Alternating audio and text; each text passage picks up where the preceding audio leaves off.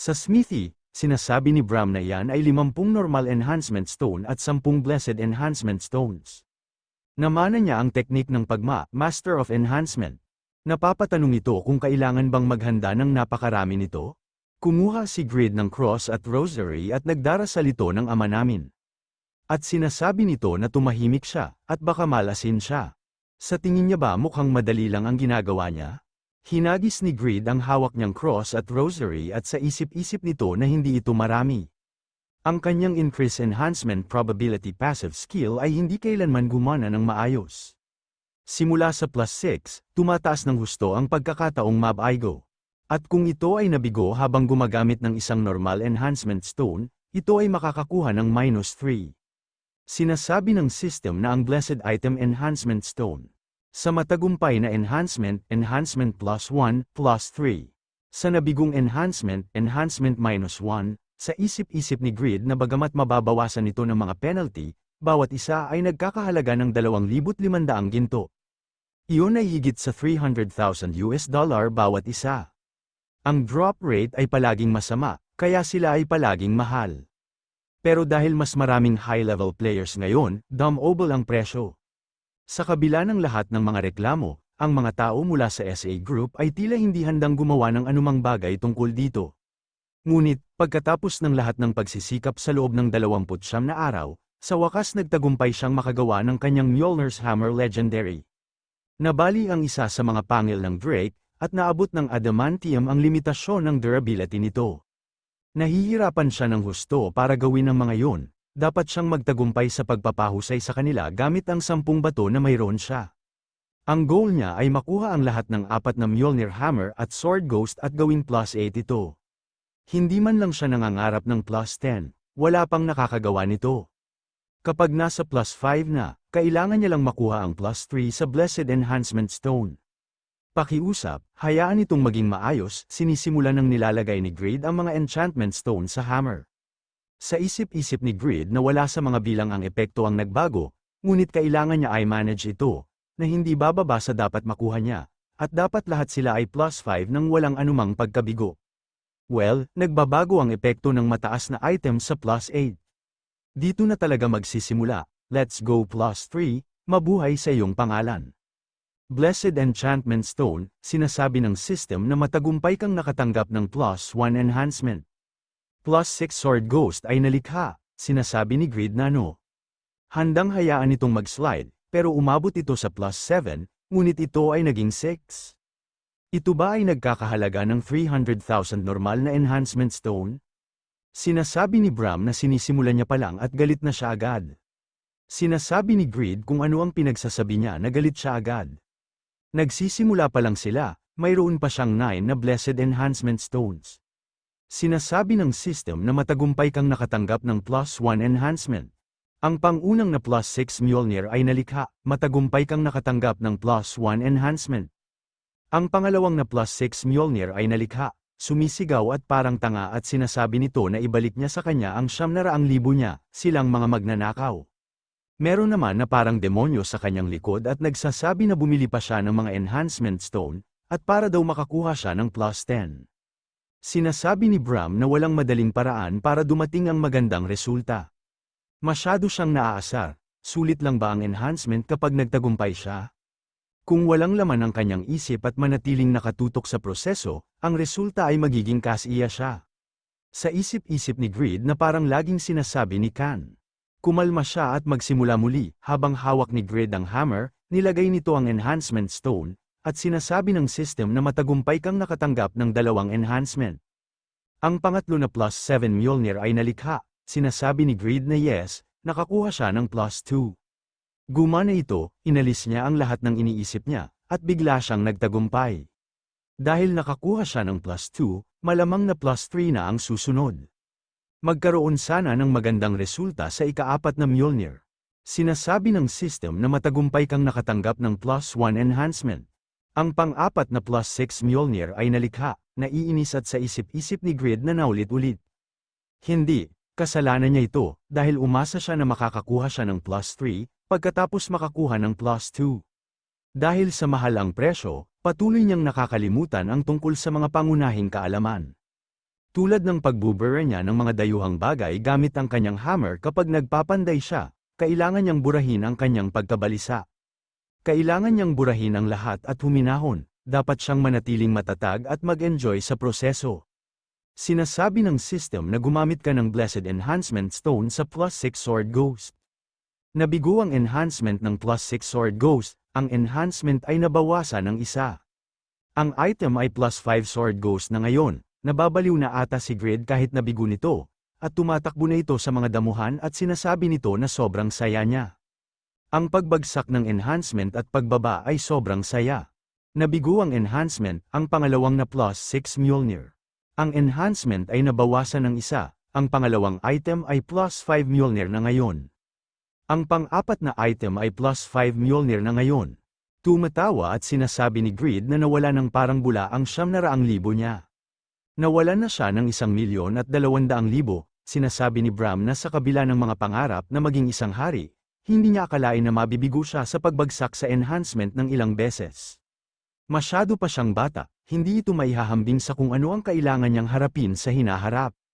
Sumisigaw at sinasabi ni Grid na tumahimik siya, hindi niya alam kung gaano kalaki ang nawala sa kanya dahil dito. Mayroon na lang siyang isang Blessed Enchantment Stone. Sige, ituloy na nila ito, siya ay maruming bastard. Tingnan nila kung magkano ang kaya niyang nakawin sa kanya. Sinasabi ng system na ginamit mo ang isang Blessed Enhancement Stone sa pang-3 na +7 Mjolnir. Matagumpay ka na nakatanggap ng +3 enhancement. Ang pang-3 na +10 Mjolnir ay nalikha, nakuha mo ang title na Uncommonly Lucky Person. Na-unlock mo ang special stat na Luck, congratulations! Ikaw ang unang player na matagumpay na nakakuha ng Ultimate Weapon Enhancement. Hindi naman makapaniwala si Grid na nakuha niya ang +10. At napapasigaw na lang ito sa pagkagulat, at sa isip-isip nito na gumastos ng malaki ang ilang mga mayayamang tagapagmana sa mga Blessed Enhancement Stone at ibinahagi ang mga estatistika. Ayon sa kanila, ang tsansa na makakuha ng +1 sa +7 ay 0.01%. Sa madaling salita, ang pagkakataong makakuha ng -1 ay 99.9%. Dahil dyan, karamihan sa mga tao ay naglalayo na makakuha ng +3 sa +6, na dinadala ang item sa isang +9. Karamihan sa mga tao ay sumusuko na sa pagpapahusay sa +7. Ngayong niya lang napangtangto ito, hindi siya nahirapang maabot ang +5. Hindi lahat ng tao ay kayang gawin yun ng ganoon kadali. Ngunit, hindi niya akalain na isa siya sa makakakuha nito, na hindi isang mayamang tagapagmana, at makakakuha ng isang +10 na item, hindi ito maipaliwanag sa pamamagitan lamang ng posibilidad. Pag Moss Successor's passive skill, nadagdagan ang posibilidad ng item enhancement. Pagkatapos lamang itaboy sa isang sulok, nagpakita na ng lakas ang pag-Moss Successor. Ang nagpatuloy hanggang sa huli ay siya, sumisigaw at sinasabi ni Grid na nagawa niya. Sa isip-isip ni Bram na isa itong ultimate enhancement, ito ay isang tagumpay na kahit si Pagma ay hindi nakamit, kahit sobrang palpak siya. Pag-Moss Successor pa rin siya, meron din siyang mga teknik niya, para maipagmalaki niya ang kanyang sarili, sa isip-isip ni Grid na sa wakas nagtagumpay siya sa kanyang kamalasan, bagaman ang swerte ngayon ay maaaring balansehin ang kasawian sa hinaharap, kung kaya niyang malampasan ito, sa huli, nakakakuha siya ng peak weapon. Sinasabi ng system na ang Ultimate Enhanced Mills, Human Ver. Attack Power, 1,333 hanggang 2,363. Accuracy, plus 50%, tumataas ang bilis nito kapag hinagis. Sa tuwing tatama ito sa isang target, may pagkakataon nitong ma-stun ng 0.3 segundo. Nababawasan ang durability ng mga item na tinamaan nito. Hindi maaapektuhan ang iyong item, mga deal na karagdagang nakapirming 3,800 pinsala sa mga demonyo at undead. May mataas na pagkakataon na magdulot ng abnormal na status effect na fear sa mga target ng kalaban. Makabuluhang pinatataas ang bilis ng pag-unlad ng mga kasanayan sa produksyon na nauugnay sa blacksmith. Nabigyan ng kasanayan na Magic Power Detect Modified. Ang bonus ng accuracy ay tumaas ng 50%, nakangiting sinasabi ni Grid na kahit ang mga epekto ay kahanga-hanga, at ang pinakamababang lakas ng pag-atake ay 1,333. At maliban dito, matagumpay nitong nalampasan ang nag-iisang kapintasan ng mga mapurol na armas. Naka-jackpot siya, sinasabi ng system na tapos na ang cooldown period ng skill Sword Demon, Iarot Summon. Sinasabi ni Grid na perfect timing, Iarot, kailangan niya na ipakita ang kanyang mukha. Kailangan niya ng isang tao para ipagyabang ito, kaya huwag siyang masyadong makulit. Sa isip-isip ni Iarot na nais niyang gamitin si Grid bilang instrumento para sa kanyang pagkabuhay. Kung tinawag niya siya sa kabila ng wala siyang kasama na naroroon, ibig sabihin balak niya siyang paamuin. Hindi niya akalain na isang insekto na tulad ng pag-iisip ng isang tao, ay hinahamon siya. Nasa kanyang sarili ay hindi ka panipaniwala, ngunit higit pa riyan. Hindi niya akalain na siya, na isang great swordsman, ay natalo laban sa lalaking yun. Kahit hindi buo ang kanyang lakas at may armas siya na hindi niya inaasahan, isa itong kahihiyan na hindi niya matatanggap. Kung ang mga hammer na may banal na kapangyarihan ay may higit na kapangyarihan sa pag-atake, ito ay magiging mapanganib kahit sa isang archdemon. At sa ilang dahilan, hindi niya sila maiwasan, ang isang paraan para manalo siya. Kailangan niyang pababain ang kanyang guard at i-ambush ito. Bagamat makakasakit yun sa kanyang pride, ito lamang ang paraan upang madaig niya ang mga hammer na yun. Bumibitak na naman ang lugar na kinalalagyan ni Iarot at tinatawag ulit ito ni Grid. Sa isip-isip ni Iarot na ang isang demonyo ay dapat sumunod sa malakas, babawiin niya ang buhay niya sa pamamagitan ng pagkapanalo. Ngayon, sigurado na siya na luluhod na siya sa harapan niya. Grid, lumiwanag na ang kinalalagyan ni Iarot at tuluyan na ito nakalabas. Sinasabi ni Iarot na ang sweet naman. Humihingi naman ito ng paumanhin dahil sa nangyari kahapon.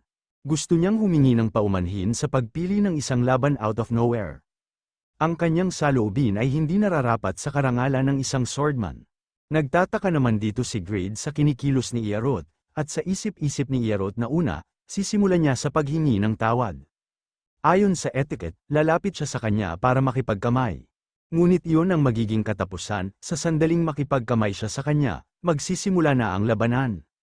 Kung nagawa niyang idikit ang kanyang sword sa kanyang likod, makakamit niya ang kanyang perpektong paghihiganti. Hindi naman namamalaya ni Iarot na sa likod na pala ang God Hands at ang hammer ni Thor. At inatake ito, napapamura at napapasigaw at sinasabi ni Iarot na walang hiya siyang bakla ka.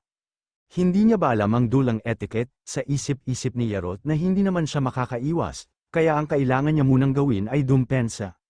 Hindi ulit namamalaya ni Iarot na nasa likod ulit ang God Hands at tinamaan ito sa ulo ng hammer. At tumalsik ito sa malayo at bumangga ito sa pader, at napapaubo ito. Sinasabi ng system na hindi napigilan ng magic sword na si Iarot ang malakas na impact. Ang durability nito ay nabawasan ng 80, hindi naman makapaniwala si Iarot dito at napapasabi na lang ito na ano ang nangyayari. At sa isip-isip nito na ang damage output na ito, hindi ito ang parehong hammer na ginamit niya kahapon. Sinasabi ng system na nakatanggap ka ng malakas na impact mula sa hammer. Na-stun ka ng 0.3 seconds, nakatanggap ka ng malakas na impact mula sa hammer. Na-stun ka ng 0.1 seconds, sunod-sunod ang mga pag-atake ng God Hand gamit ang hammer ni Thor at sunod-sunod din ang pop-up ng system, at pare-pareho lang ang mga lumalabas dito. Napaluhod at sa isip-isip ni Iarot na isang pag-atake na hindi maaaring ilihis ng mga teknik. Paano makukuha ang gayong pagkakaiba ng damage output sa loob lamang ng isang araw? Sa isip-isip ni Grid na ang Ultimate Enhanced Mjolnir ay kayang mag-stun sa loob ng 0.3 seconds, at ang iba ay 0.1. Kung ang apat na hammer ay tumama sa tamang timing, maaari niyang ma-stun ang target magpakailanman. Sinasabi ni Grid na hindi niya nagustuhan ang sinabi niyang sorry. Kaya siya nabugbog ng ganyan, ang lakas ng loob niya na bastasin ang kanyang master. Sa isip-isip ni Iarot na hindi ito maaari, hindi niya akalain na matatalo siya ng walang magawa. Sumisigaw at sinasabi nito na sinasabi niya ba na siya, ang greatest swordsman ng impyerno, ay dapat lumuhad sa isang tao. Sinasabi ni Grid na hindi lang siya isang tao lamang, siya ang Panginoon niya. At hindi siya sapat para manalo laban sa kanyang equipment. Sinasabi ni Iarot na huwag siyang magyabang, nasa weapon niya ang lakas, hindi siya. Tumatawa at sinasabi ni Grid na siya ang gumawa sa kanila, at gaano ba siya kalakas? Kung ang weapon pa lang niya ay malakas na, bumalik na siya at pagnilayan ang kanyang mga aksyon. Magkita ulit sila bukas, lumabas siya ng walang ganoong intense na killing intent. Napapasigaw na lang si Iarot at sinasabi nito na ikaw, at biglang itong naglaho. Sa isip-isip ni Grid na ito ay kahangahangang at hindi niya akalain na kaya niyang talunin ng isang malakas na kalaban nang hindi gumagalaw kahit isang daliri. Sa kabila ng pagiging overgeared ni Grid at ang kanyang mga kasanayan sa pagkontrol ay bumuti ng malaki, mayroon pa ring isang bagay na kulang sa kanya. Sa isip-isip ni Grid na nabalitaan niya na ang isang party ng mga elite ng overgeared, ay na-cleared na ang isang vampire city sa loob ng 5 oras. May natitira pa siyang oras sa International Competitions Commemoration Experience buff, kailangan niyang pagbutihin ng napakalaking lakas na ito, medyo mababa pa ang level niya kumpara sa mga competitor niya. Sinasabi ni Grid na 5 oras, sisirain niya ba ang record na yun ng mag-isa? Ito ang kapanganakan ng ultra-fast leveling legend, na magpapagulo sa mundo.